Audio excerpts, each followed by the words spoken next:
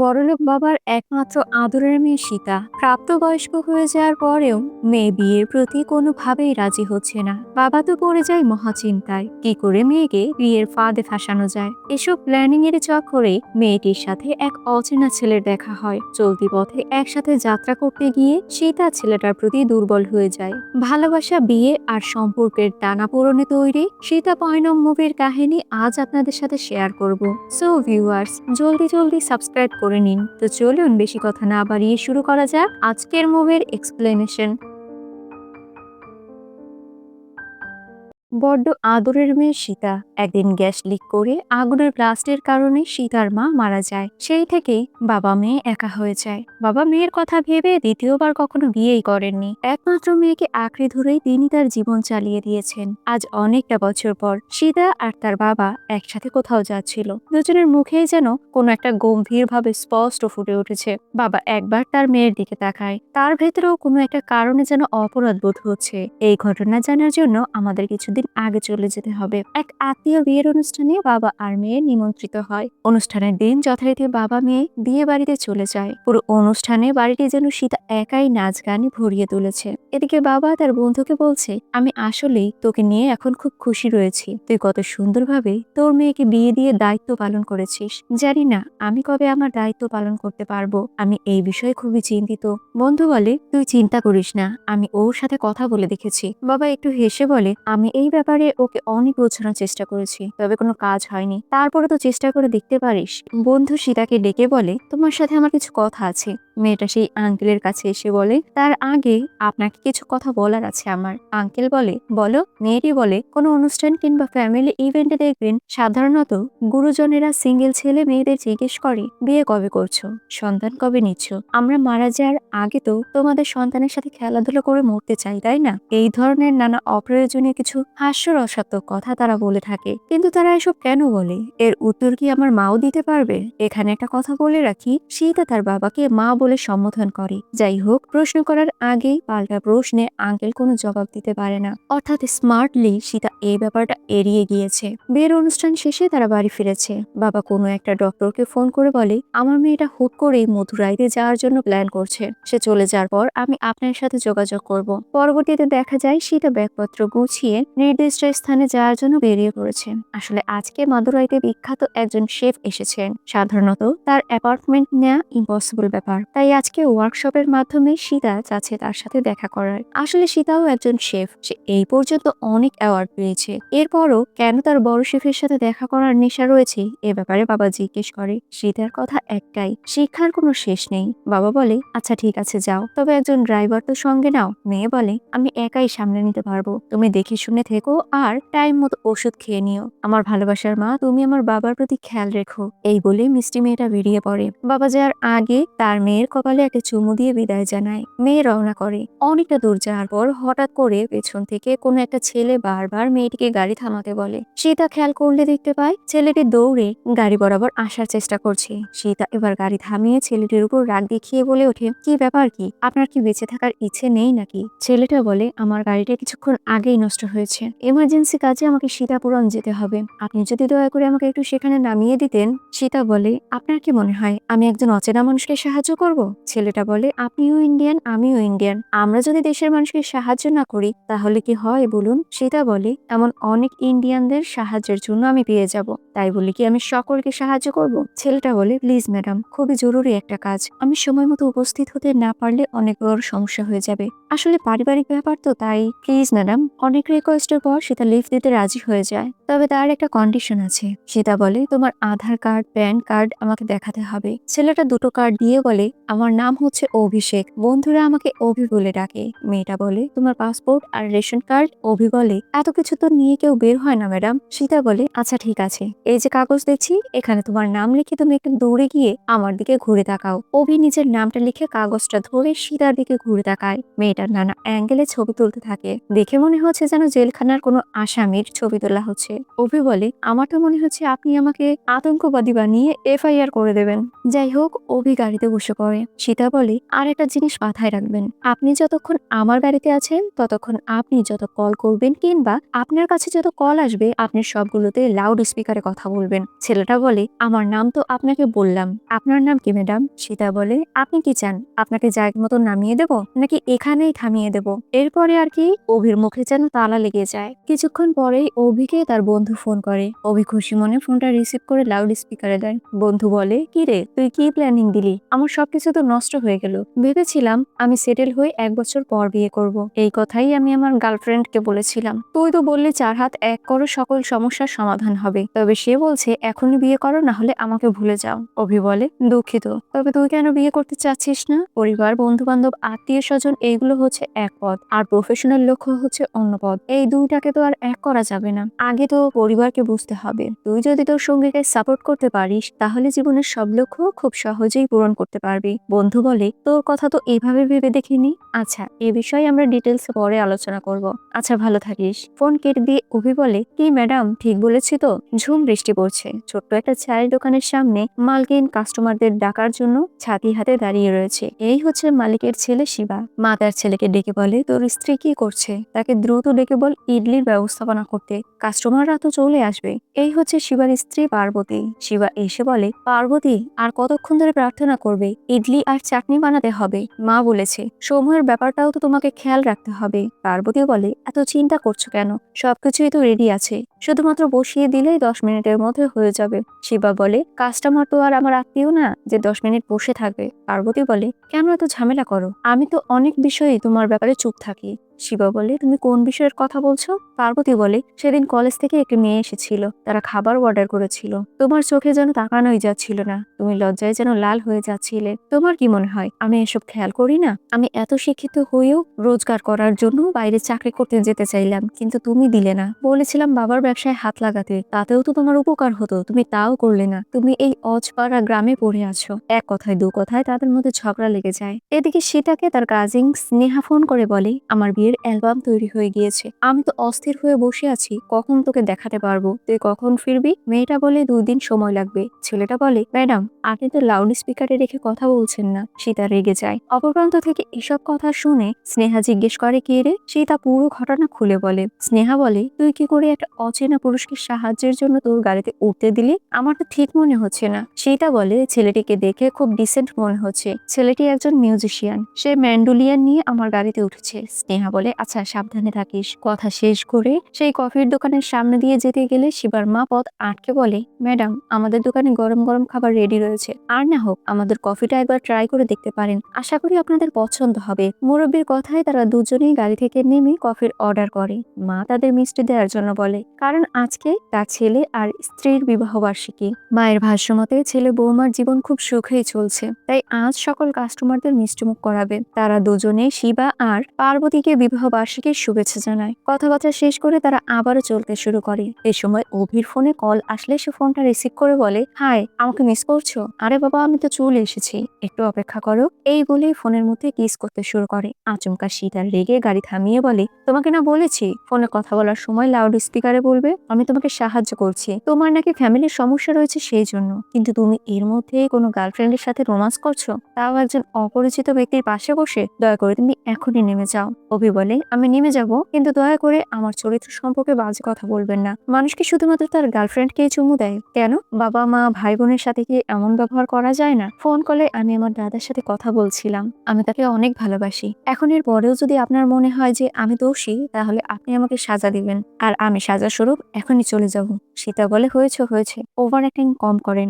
অভি বলে, গ্রামে আমাদের পরিবারকে সবাই সম্মান করে। আমার দাদাজি হনুমান প্রসাদ 80 বছর বয়সী, তো বয়সী শক্তপোক্ত একজন মানুষ। আমাদের গ্রাম এবং আশেপাশের গ্রামের মধ্যে সবসময় ঝামেলা চলতেই থাকতো। এই গ্রামের কেউ যদি ওই গ্রামে পা রাখে বা তার বিপরীতে হয়, তাহলে সেটাই হবে তাদের মৃত্যু। আমাদের 2 গ্রাম সীতাপুরাম এবং রামপুরামের মাঝখানে দেবী মারিয়ামের একটি মন্দির রয়েছে। মন্দিরটি 20 বছরে মাত্র একবার ভক্তদের জন্য খোলা হয়, আর সেই সময় এখন আসতে চলেছে। এই নিয়ে গ্রামের মধ্যে ঝামেলা বেঁধে যায়। যদিও আমার দাদা সেই মুহূর্তে বাঘের মতো এন্ট্রি নিয়ে সকলকে এই ঝামেলা বন্ধ করতে বলে, কারণ হার জিতের লড়াইয়ে কোনো না কোনো কোনো পক্ষ তাদের ছেলে, ভাই কিংবা সন্তানকে হারাতে পারে। এতে করে শত্রুতা দিন দিন বেড়েই যাবে। তার থেকে বরং শত্রুতা বাদ দিয়ে আপোষে দুই গ্রাম একে অপরকে ক্ষমা করে দিয়ে বন্ধুত্ব সুলভ আচরণ করবে। এই বন্ধুত্ব দুই গ্রামের জন্যই ভবিষ্যতে ভালো রূপ হয়ে দাঁড়াবে। দাদাজির অনেক ধরনের কথায় দুই গ্রামের মানুষই নিজেদের ক্ষোভ ভুলে একে অপরকে বন্ধু বলে মেনে নেয়। সীতা বুঝতে পারে অভির দাদা খুবই ভালো মনের একজন মানুষ।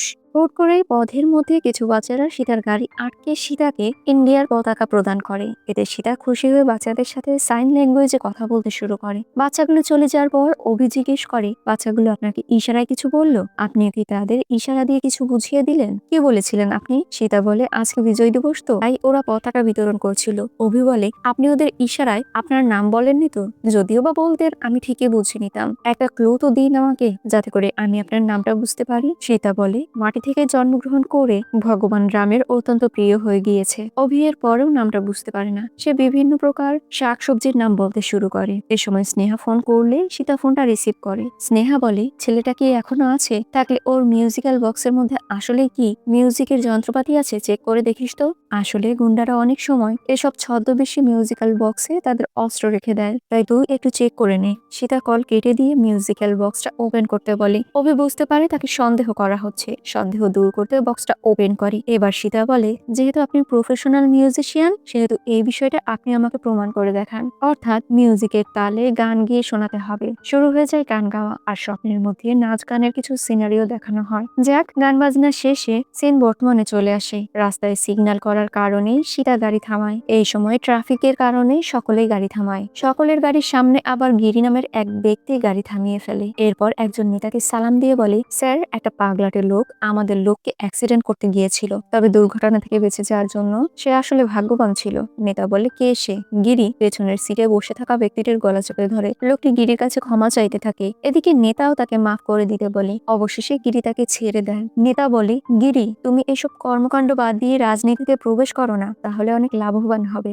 গিরি বলে, এইসবে আমার ইন্টারেস্ট নেই। এই বিষয়টা আবারও বোঝাতে চাইলে গিরি এবার রেগে নেতার হাত মচকে দেয়। গিরি বলে, আমি একবার বলেছি না এইসবে আমার ইন্টারেস্ট নেই? আমি যদি কখনো ইলেকশনে দাঁড়াই তাহলে আমাকে কেউ থামাতে পারবে না। এই বলে গিরি সেই স্থান থেকে চলে যায়। যাওয়ার আগে চোখের ইশাতে সীতাকে জিজ্ঞেস করে কি ব্যাপার। সীতা ভয়ে মাথা নাড়িয়ে কিছু না বলে। পরবর্তীতে গাড়ি চালানো শুরু করে। ওই লোকটিকে ইচ্ছে মতো গালিগালাজ করতে থাকে সীতা। এরই মধ্যে জননী নামের একটি বাচ্চা মেয়ে তাদের গাড়ি থামিয়ে কিছু কমলা কেনার অফার করে। সীতা কমলা কিনতে না চাইলে মেয়েটি কমলার গুণাগুণ সম্পর্কে বলতে শুরু করে। এবার সীতা মুচকি হেসে মেয়েটির কাছ থেকে 1 কেজি কমলা কিনে নেয় আর 500 টাকার একটা নোট দেয়। তবে জননীর কাছে 500 টাকা ভাঙতি ছিল না। সীতা পুরো টাকাটা রাখতে বলে, কিন্তু জননী বলে, আপনি বরং ফলই নিয়ে যান এবং টাকাটাও নিয়ে যান। আমি প্রতিদিন সকালে এই রাস্তায় ফল ফলাদি বিক্রি করি। অন্য কোনো একদিন সকালবেলা না হয় আমাকে আমার প্রাপ্য টাকাটা দিয়ে যাবেন। এই বলেই মেয়েটি অন্য স্থানে ফল বিক্রি করতে চলে যায়। সীতা মুচকি হেসে রওনা করে। মাঝপথে অভির মা ফোন করে,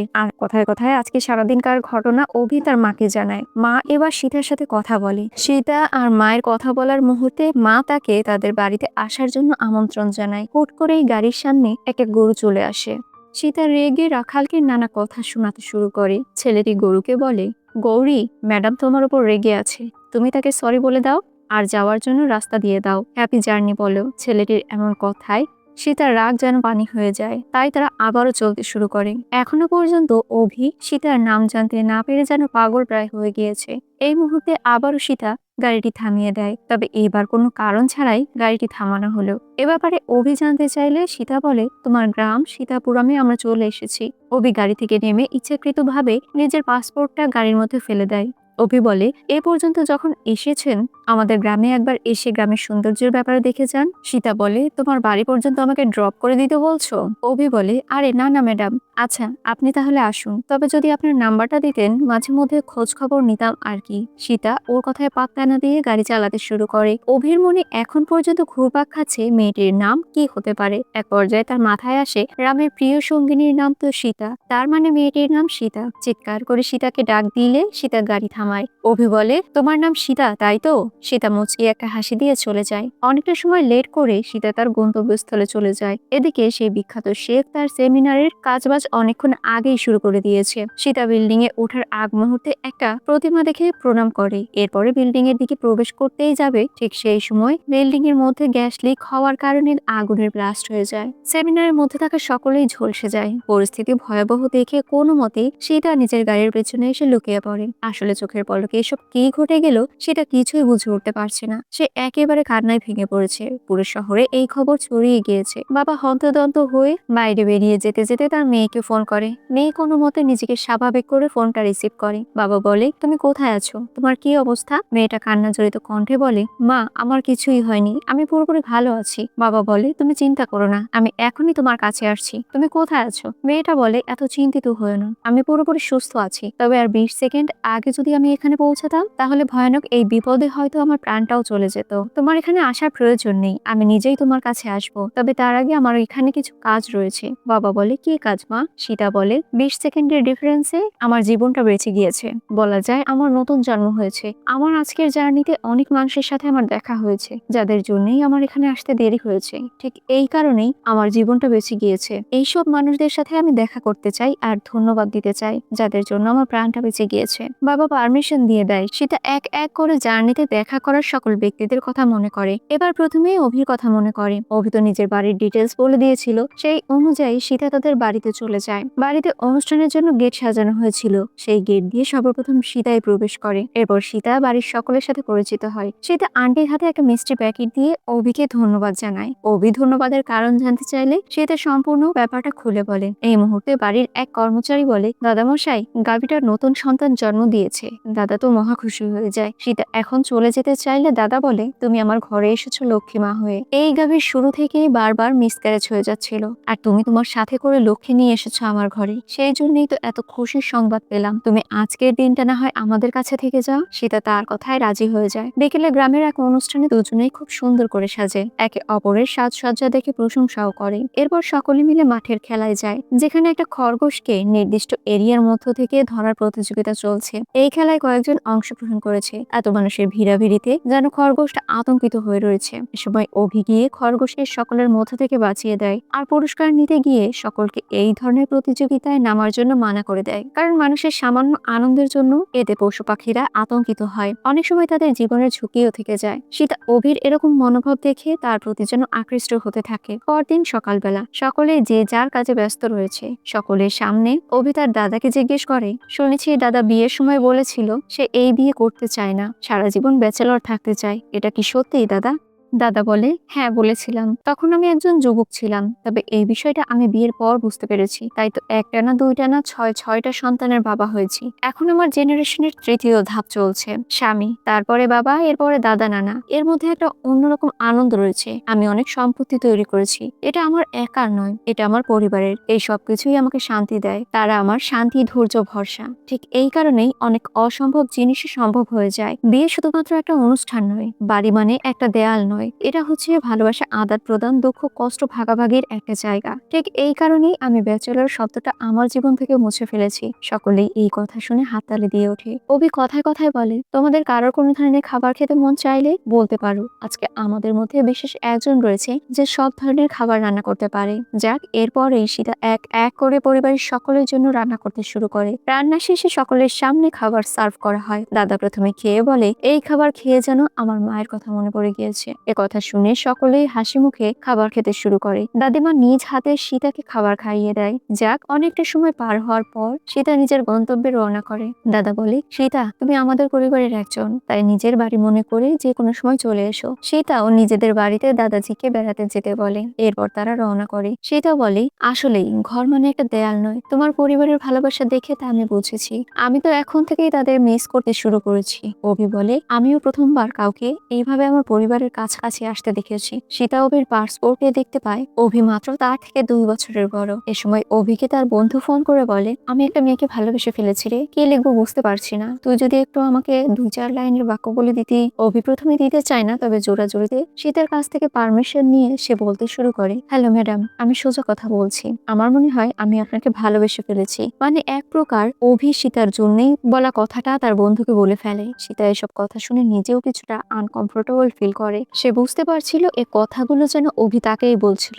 ভুল করে অভি তো শেষে বলেই ফেলে, আমার অনেক ভালোবাসা নিয়েও তোমার ভালোবাসার অভি। পরে আবার দুঃখিত বলে ফোনটা কেটে দেয়। কিছুক্ষণ পর সেই রাস্তা চলে আসে যেখানে কিছু গরুর কারণে তাদের থামতে হয়েছিল। তবে আশেপাশে সেই রাখালকে না দেখতে পেয়ে তারা আবারও রওনা করে। কিছুটা সামনে গিয়ে ফল বিক্রি করা সেই মেয়েটিকে খুঁজতে থাকে। স্থানীয় দোকানদাররা বলে, চিন্নি তো কিছুক্ষণ আগেই এখানে ছিল, ওই তো ওই গাড়িটার কাছে গিয়েছিল। ওরা খেয়াল করলে দেখতে পায় গাড়ির মধ্য থেকে একটা কাপড় বেরিয়ে হাওয়ায় উড়ে যাচ্ছে। সন্দেহবশত তারা গাড়িটির পিছু করতে শুরু করে। ধাওয়া পাল্টা ধাওয়া চলতে শুরু করে। ধাওয়া করার পর এক পর্যায়ে গাড়িটি থেমে যায়। অভি গাড়িটার কাছে যায়। মেয়েটা বলে, এনারা ফল কেনার কথা বলে আমাকে জোর করে গাড়িতে তুলেছে। এ কথা শুনেই অভি এক এক করে সেখানকার সকলকে মারতে শুরু করে। এরপর তাদের পুলিশকে ধরিয়ে দেওয়া হয়। মেয়েটি সীতাকে ধন্যবাদ জানায়। সীতা বলে, ধন্যবাদ তোমার পাওয়ার কথা, কারণ সেই দিন তোমার জন্য আমার জীবন বেঁচে গিয়েছিল। এখন থেকে তোমার কিছু প্রয়োজন হলে তুমি আমাকে ফোন দেবে। এরপর কোলাকুলি করে তারা যার যার গন্তব্যে রওনা করে। চলতি পথে হঠাৎ করে সেই রাখালকে দূরে বসে থাকতে দেখা যায়। রাখালকে গরু গৌরীর ব্যাপারে জিজ্ঞেস করলে বাচ্চাটি বলে, সকালবেলা থেকে তাকে কোথাও খুঁজে পাওয়া যাচ্ছে না, আমি বুঝতে পারছি না ওকে কোথায় খুঁজবো। আমাদের এখানে একদল আছে যারা গরু নিয়ে বিক্রি করে দেয়, যদি আমার গরুটির সাথেও এমনটাই হয় তাহলে আমি বেঁচে থাকতে পারবো না ম্যাডাম। ম্যাডাম তার হাতে কিছু টাকা তুলে দেয়। ছেলেটি বলে, আমি দেখাশোনা করতাম আমার মাকে, আপনার এই টাকা দিয়ে আমি কি করব? বিষয়টা বুঝতে পেরে সীতা আর অভির খুব মন খারাপ হয়। এদিকে সীতা আর অভি যে গুন্ডাদের পুলিশে ধরিয়ে দিয়েছিল তাদেরই বস সীতা আর অভিকে মারার জন্য একজন কিলারকে হায়ার করে। সুপারি কিলার আর কেউ নয়, কিছুক্ষণ আগেই আমরা যাকে দেখেছি তার কাছে সীতা আর অভির কন্ট্রাক্টটা দেয়া হয়। লোকটির নাম ছিল গিরি। এ সময় গিরির স্ত্রী এসে বলে, তোমার সাথে অচেনা দুজন দেখা করতে এসেছে। সে বাইরে বেরোলে সীতা আর রামকে দেখতে পায়। গিরির এক কর্মচারী বলে, সেদিন মিনিস্টারের ছেলের হাত ভাঙার সময় এরা নাকি অন্য গাড়িতে ছিল। হায়দ্রাবাদে যে বিল্ডিংটা পুড়ে গিয়েছে সেই বিল্ডিং এ এই ম্যাডামের একটা কাজ ছিল। ওই দিন আপনার ঝামেলার কারণে ম্যাডাম সেখানে উপস্থিত হতে দেরি করে ফেলেছিল, যার জন্য তার প্রাণটা বেঁচে যায়। ঠিক এই কারণেই ম্যাডাম আপনাকে ধন্যবাদ দিতে এসেছে। সীতা গিরির কাছে গিয়ে বলে, আমার বাবা সব সময় বলে মাঝে মধ্যে নেগেটিভ জিনিসগুলো তৈরি হয় শুধুমাত্র পজিটিভ ভাইব তৈরি করতে। একটা খারাপ জিনিসই ভালো জিনিসকে বের করে আনতে পারে। সেদিন যদি আপনি ওই কাহিনীটা না ঘটাতেন হয়তো আমি বেঁচে থাকতাম না। আপনাকে তার জন্য অসংখ্য ধন্যবাদ। প্লিজ এই মিষ্টিগুলো রাখবেন। গিরির স্ত্রীর দিকে তাকিয়ে বলে, আপনি যেভাবে টিপ পড়েছেন আমার মা ঠিক একইভাবে টিপ পড়তো। আমি দোয়া করি আপনারা সুখের শান্তিতে বসবাস করুন। বাচ্চা মেয়েটিকে বাই বলে চলে যায়। গিরি তার কর্মচারীকে বলে, আমি আমার জীবনে তো অনেকে আঘাত করেছি, অনেককে তো মেরেও ফেলেছি, তার মানে কি সকলের কাছে আমার ক্ষমা চাইতে হবে? এই প্রথমবার আমার নিজের প্রতি নিজেরই ঘৃণা হচ্ছে। এই সময় সেই গুন্ডা ফোন করে বলে, আমি যেই ছবি পাঠিয়েছিলাম তারা দুজন তো তোমার বাড়িতে এসেছিল, তাহলে তাদের যেতে দিলে কেন? গিরি বলে, ওদের কোনো ক্ষতি করবে না, ওদের যেতে দাও। তবে গুন্ডা গিরির কথা শুনতে নারাজ, তাই গিরি সেই গুন্ডাদের আস্তানায় চলে যায়। এরপর এক এক করে সকলকে ধুলাই করতে শুরু করে। এক পর্যায়ে সেখানকার খেলা খতম করে দেয়। এদিকে সীতা আর অভি সেই প্রতিবন্ধী বাচ্চাদের কাছে চলে আসে। তাদের সাথে বেশ কিছুক্ষণ সময় কাটায়। বেরোনোর সময় অভি বলে, তুমি তো সাইন ল্যাঙ্গুয়েজ খুব ভালোভাবেই পারো, আমাকে কিছু একটা বলো তো, আমি বুঝতে পারি কিনা। সীতা তাকে সাইন ল্যাঙ্গুয়েজে কিছু একটা বলে, তবে অভি সেই কথাটা বুঝতে পারে না। সীতা বিষয়টা হেসে উড়িয়ে দেয়। এদিকে চোরা গরুগুলো নিয়ে প্রায় 3টা ট্রাকে ভরে একদল ব্যক্তি যাচ্ছিল। এই মুহূর্তে পবন নামের একটি ছেলে এসে এক এক করে সব গুন্ডাদের ধোলাই করতে শুরু করে। অবশেষে সবাইকে ধোলাই করার পর বন্দি গাভীদের মুক্তি করে দেয়। পরে পবন বড় একটা গাছের নিচে বিশ্রাম নিতে থাকে। এই সময় তার সাথে থাকা রাজু ছেলেটি অভিকে ফোন দেয়। অভি ফোন রিসিভ করলে রাজু বলে, ভাইয়া, পবন ভাইয়ের সব গাভীদের বাঁচিয়েছে আর এক এক করে সব গুন্ডাদের ধোলাই করেছে। এরপর রাখাল ছেলে অর্থাৎ রাজু ফোনটি পবনকে দেয়। অভি বলে, আমি আশা করেছিলাম তুমি আমাকে ফোন দেবে, তবে এত তাড়াতাড়ি দেবে এটা আমি ভাবিনি। অর্থাৎ তারা দুজনেই পরিচিত। অভি বলে, তুমি গাভীদের রক্ষা করেছো এর জন্য তোমাকে অসংখ্য ধন্যবাদ। পবন বলে, আরে না, এতে ধন্যবাদ দেওয়ার কি আছে, এটা আমার কর্তব্য ছিল, এটা তো আমার মা বাবার শিক্ষা। এরপর তাদের মধ্যে আরো কিছু কথা হয়। অভি আর সীতা কিছুক্ষণ পরেই সে বয়স্ক মহিলার কাছে চলে আসে। সীতা বলে, এই মিষ্টিগুলো দিতে আপনার হোটেলে এসেছিলাম, তবে হোটেলটা বন্ধ দেখতে পেলাম। সৃষ্টিকর্তার কৃপায় আপনাকে খুঁজে পেয়েছি, আপনি মিষ্টিগুলো গ্রহণ করুন। বয়স্ক মহিলা বলে, সেদিন আমার পুত্রবধূ এসেছিল, তাই মিষ্টিগুলো তোমাকে দিয়েছিলাম, কিন্তু আজ সে চলে যাচ্ছে, তুমি আমাকে মিষ্টি খাওয়াচ্ছ?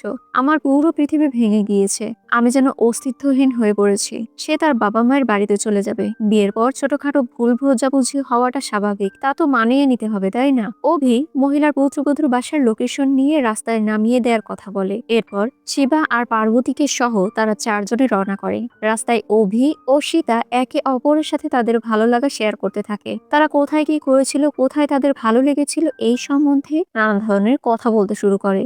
এরপর তারা একটা রেস্টুরেন্টের সামনে থামায়। অভি তাদের সকলকে একটা বাচ্চার দিকে তাকিয়ে বলে, বাচ্চাটা কত সুন্দর, তাই না? অভি তাদের ঘটে যাওয়া ঘটনার কথা বলে। ডাক্তার বলেছিল কালকের মধ্যেই সীতাকে হসপিটালে ভর্তি করাতে হবে, কিন্তু আমি এক মুহূর্ত সময় নষ্ট করিনি। সেই মুহূর্তে তাকে হসপিটালে ভর্তি করেছিলাম। বাইরে থেকে আমার স্ত্রীর চিৎকার শুনতে পেয়েছিলাম এবং আমার মন ছটফট করছিল। ঠিক এই মুহূর্তে একটা আলাদা চিৎকার পাই, যেটা আমার বাচ্চার ছিল, কিন্তু আমি প্রথমে আমার বাচ্চার কাছে না গিয়ে সোজা আমার স্ত্রীর কাছে যাই। আর সেদিন থেকে আমার ওয়াইফের আমার প্রতি হাজার গুণ ভালোবাসা বেড়ে গিয়েছে।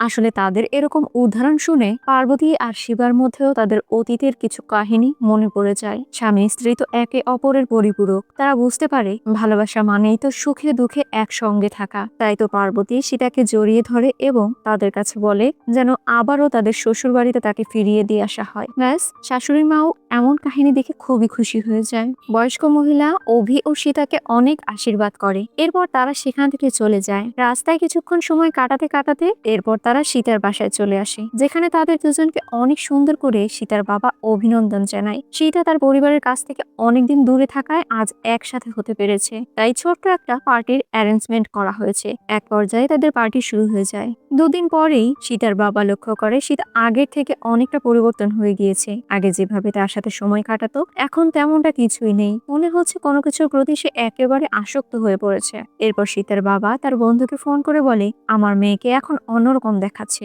আমি তার মধ্যে একটা ইতিবাচক পরিবর্তন দেখতে পাচ্ছি।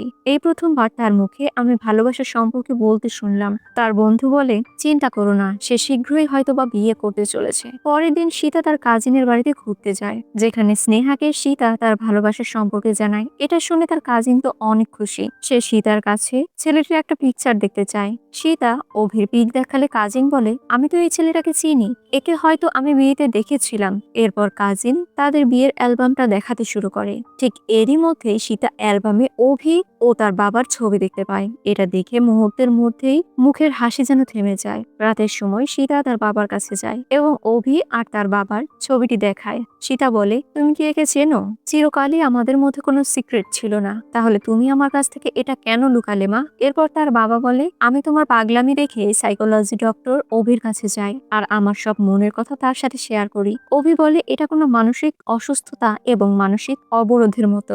আপনি চিন্তা করবেন না স্যার, আমি বিষয়টা দেখব। এরপরে তুমি কোথাও যাও না যাও সব আমি অভিকে বলি। এসব কথা সীতা শোনার পরে বলে, বাবা তুমি যা চাও আমি তো তাই করার চেষ্টা করি। এরপরে বাবা মেয়ে দুজন দুজনকে জড়িয়ে ধরে কান্না করতে থাকে। পরবর্তীতে সীতা তার কাজিনের বাসায় এসেছে। সীতা বলে, আমি অভিকে সত্যি ভালোবেসে ফেলেছি, কিন্তু সে তো সাইকোলজি ডক্টর, আমি জানি না আমি কি তার মনের মধ্যে আছে কিনা। আমার এটা ভেবেই খারাপ লাগে, সে যদি আমাকে বলে ফেলে আমার প্রতি তার কোনো ভালোবাসা নেই। কাজিন বলে, কেন, ডাক্তারের কি হৃদয় হয় না? আর এই কথা তুই তোর বাবাকে কেন বলছিস না? সীতা বলে, এই কথা বাবাকে আমি কি করে বলবো? এরপরে দেখা যায় রাতের সময় কাজিন সীতার বাবাকে ফোন করে বলে, আঙ্কেল আমি আপনাকে একটা গুরুত্বপূর্ণ কথা বলতে চাই। সীতার বাবা বলে, হ্যাঁ মা বলো। স্নেহা বলে, আঙ্কেল সীতা একজনকে অনেক ভালোবেসে ফেলেছে। বাবা জানতে চাইলে স্নেহা অভির নাম বলে। স্নেহা আরো বলে, সীতা এই ব্যাপারটা নিয়ে আপসেট যে অভি একজন ডক্টর, আর যদি সে বলে তার পক্ষ থেকে যদি সীতার প্রতি কোনো ভালোবাসা নাই থাকে, এই বিষয়টা জানতে পারলে সীতা আরো কষ্ট পাবে। এই কথাগুলো সীতা আপনাকে বলতে পারছে না, কিন্তু এই ব্যাপারটা তাকে ভেতর থেকে কুড়ে কুড়ে খাচ্ছে। সীতার বাবা বলে, আচ্ছা ঠিক আছে, এই কথা যে আমি জেনেছি এটা তুমি সীতাকে বলবে না। স্নেহা বলে, সীতা আমাকে প্রতিশ্রুতি দিয়েছিল এ কথা যেন আমি আপনাকে না জানাই, কিন্তু আমার মনে হয় সীতাকে আপনার অনেক প্রয়োজন। এরপর দেখা যায় অভি তার বাসার সবার সামনে বলছে, আমি আমার সাইকোলজি প্রমাণ করে দেখিয়েছি যে মেয়ের ভালোবাসার প্রতি কোনো ফিলিংস ছিল না, আমি তাকে ভালোবাসিয়েছি। এছাড়াও আরো অনেক কিছু সীতার ব্যাপারে ভালো ভালো বক্তব্য দিতে থাকে।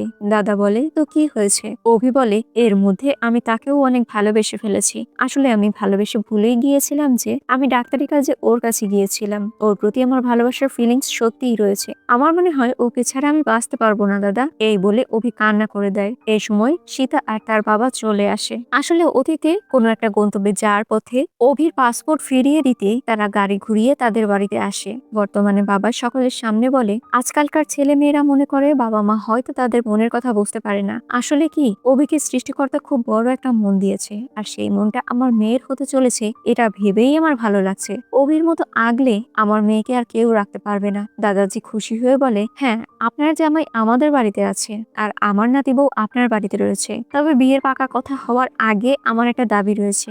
বিয়ের পরেও সীতার বাবা কিন্তু আমাদের বাড়িতেই থাকবেন। হয় তিনি এখানে আসবেন, না হয় আমরা সকলে মিলে তার বাসায় গিয়ে উঠবো। এ কথা শুনে সীতা খুশিতে আত্মহারা হয়ে যায়। সে এক প্রকার কান্না করে ফেলে। ঠিক এই ভয়টাই বাবা মেয়ে মনে মনে পাচ্ছিল। তবে তাদের ভয়ের সমস্যার তো সমাধান হয়ে গিয়েছে। আসলে এই ব্যাপারে বাবা আর দাদাজির মধ্যে অনেক আগেই যোগাযোগ হয়েছিল। এরপর ওই যে সেদিন সাইন ল্যাঙ্গুয়েজে সীতা অভিকে কিছু বলেছিল, সেই কথাটাই সে বলতে শুরু করে। সীতা বলে, যেহেতু তুমি আমার দায়িত্বগুলো নিজের দায়িত্ব বলে মনে করেছো, আমার যাত্রার অংশ হয়ে উঠেছো, আমার সাথে ভ্রমণ করেছো, তাই আমি সারা জীবন তোমার সঙ্গী হয়ে তোমার সাথে চলতে চাই। এই বলে নিজের ভালোবাসা প্রকাশ করে। এরপরেই দুই পরিবার খুশি খুশি তাদের বিয়ের ব্যাপারটা মেনে নেয়। অবশেষে দুই পারিবারিক খুশিতে বিয়ের আয়োজন শুরু হয়ে যায়। খুব ধুমধামে বিয়ের অনুষ্ঠান সম্পূর্ণ হয়। মুভির কাহিনী এখানেই শেষ হয়ে যায়। সো ভিউয়ার্স, ভিডিওটি কেমন লাগলো? ভালো লাগলে লাইক, কমেন্ট, শেয়ার এবং সাবস্ক্রাইব করবেন। এতক্ষণ আমার সাথে থাকার জন্য অসংখ্য ধন্যবাদ।